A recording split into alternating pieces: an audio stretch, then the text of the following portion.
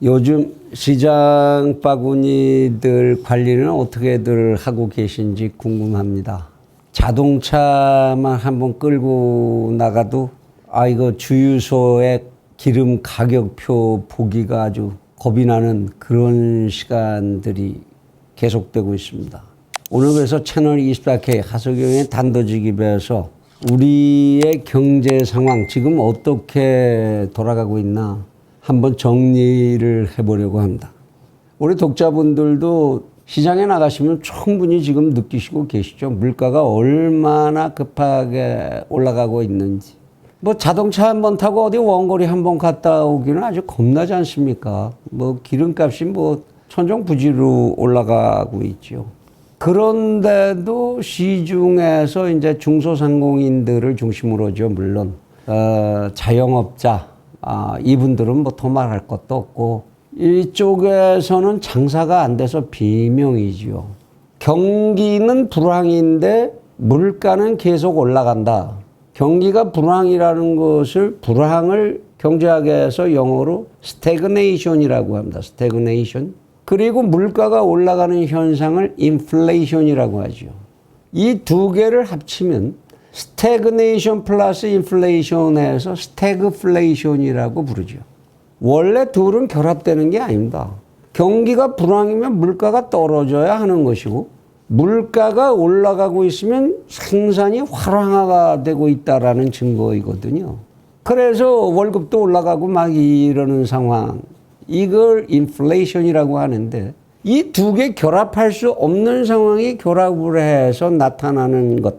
이 스태그플레이션이라고 하는 것은 경제를 관리하는 사람들 입장에서는 정말 난제입니다. 여기 한번 걸려들면 참 빠져나가기가 쉽지 않은 경제의 함정이지요. 그런데 지금 대한민국의 이 스태그플레이션이 심각하게 진행되기 시작한 거 아니냐. 이런 관찰을 해야 되는 현상들이 그런 조짐이 여러 가지가 나타나고 있습니다. 우선 이제 신문이 보도하고 있는 최근의 경제 현상 몇 가지를 신문에 나온 대로 그대로 한번 정리를 해서 어떤 것들이 있는지 한번 훑어보겠습니다. 경제 허리 3040 고용률 OECD 38개국 중 32. 대출 틀어막아도 은행 가계빚 한 달 새 6조 5천억 늘었다. 지방은행도 주담대 전세대출 조이기. 5년 뒤 한국 국가 채무 비율 66.7%. 35개 선진국 중 증가폭 1위 될 것. 늘어난 나라빚이 이전 정부의 2배. 제동장치 마련은 겉돈다. 6만 전자 된 날 삼성그룹주 19조 증발했다. 환율 15개월 만에 장중 1,200원 돌파. 우리 원화의 가격이 1달러에 대해서 1,200원까지 떨어져 버렸다. 유가도 급등. 7년 만에 80달러 넘어. 배럴당이겠죠. 전반적으로 보여지는 얘기가 뭐냐. 물가가 급등하고 있고 고용률은 떨어지고 있고 부채는 가계부채, 국가부채 전부 늘어나고 있고 이것이 드디어 주식시장에까지 그 영향을 나타내기 시작했다. 이런 얘기입니다. 종합하면 그렇죠.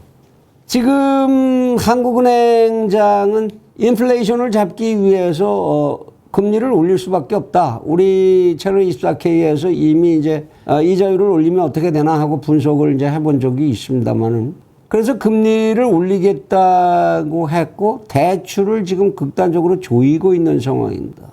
인플레이션에 그 문제만 있다면은 이런 해법이 어느 정도 효과가 있을 거다. 먼저 분석해 드렸듯이 그렇게 볼 수가 있지만 스태그네이션, 불황이 함께하고 있다는 걸 고려했을 때 이건 굉장히 위험하다.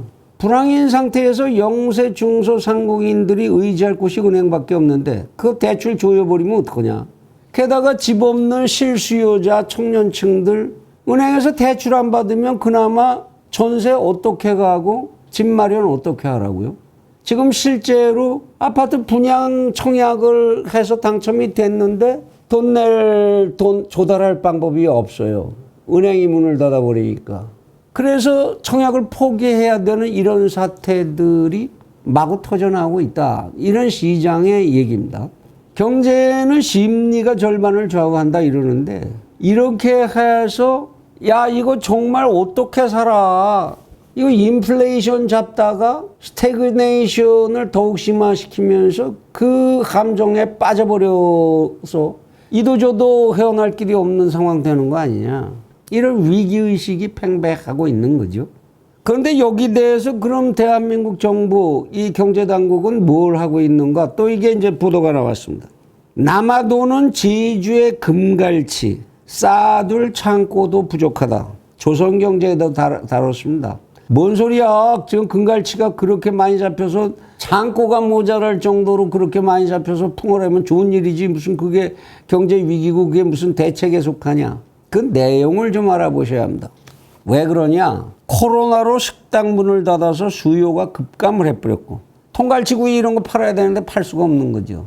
연어 등 먹기 편한 생선들이 대체되고 있고 미끼로 쓰는 꽁치값은 2배로 뛰었고 외국인 노동자 인건비도 30%로 올라버렸다.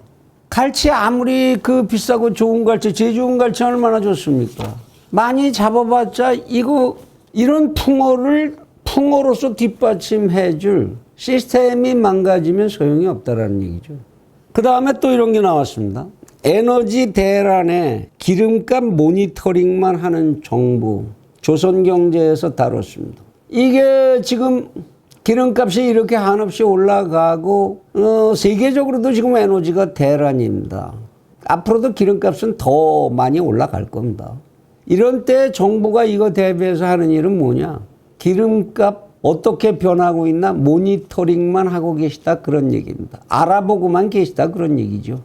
그러면서 탄소 중립 뭐 이렇게 한다고 해서 어마어마한 돈을 투입해서 무슨 재생에너지원 만들겠다 이런 글쎄요 그렇게 될 것도 아니니까 어차피 그렇게 될 일도 없으니까 채널 24K에서 다루지 않았습니다만은 이런 헛된 작업에만 시간 돈 다 낭비하고 있는 그런 정부죠. 또 뭐라고 그랬느냐 이게 결정적인 정부의 지금 대책인데요. IMF 총재 만난 홍남기. 우리 홍남기 국간지기께서 IMF를 총재를 만나가지고 하신 말씀이 이렇답니다. 한국은 내년에도 확장 재정을 추진할 것이다. 중앙경제에서 다뤘네요. 내년에도 돈 뿌리기 계속 할 거다라는 얘기를 했다는 얘기입니다. IMF 총재한테 해준 얘기가. 이 양반이 우리나라 경제의 총괄 기획을 하고 현장을 감독하고 지켜나가는 양반입니다. 스태그네이션의 인플레이션 거기에 돈만 뿌린다. 그런데 하는 총재는 왜 이자율 높이겠다 그러고 돈 걷어들일 일만 합니까? 은행 대출 막고 안 맞잖아요 손발이 서로.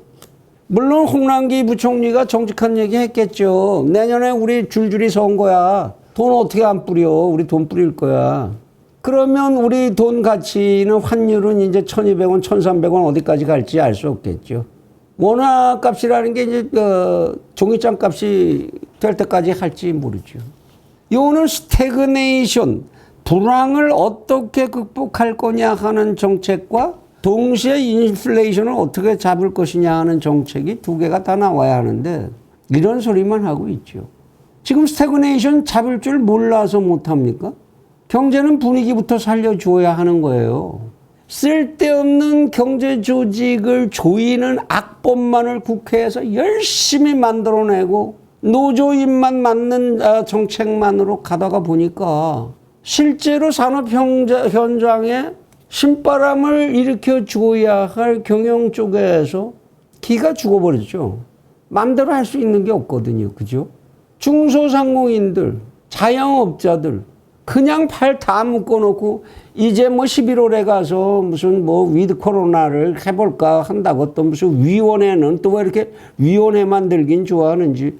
아니 통제할 때는 위원회 뭐 그런 거 안 만들었잖아요. 국민위원회 안 만들었잖아요. 정부에 있는 위원회만 가지고 했지 않습니까? 왜 근데 푸는 데는 또 위원회가 있어야 돼요?